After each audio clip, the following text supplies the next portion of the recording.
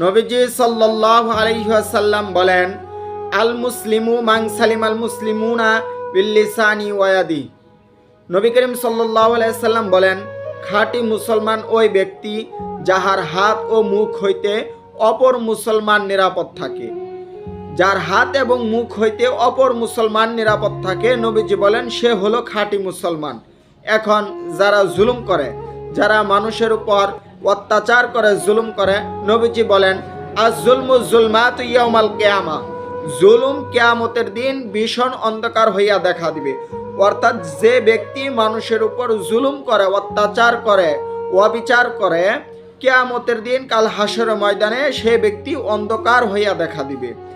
যারা অন্যায়ভাবে মানুষের উপর জুলুম করে, যারা মানুষকে অত্যাচার করে, যারা দলীয় ক্ষমতা দেখিয়ে মানুষের উপর জুলুম করে, দলীয় দাপট দেখিয়ে মানুষের উপর জুলুম করে, ক্ষমতার গরম দেখিয়ে যারা মানুষের উপর অত্যাচার করে, জুলুম করে, আসলে এই সমস্ত লোক, এই সমস্ত মানুষ আসলে মানুষ না, এরা মুসলমান না, এরা মুসলমান হতে পারে না, এরা মানুষ হতে পারে না।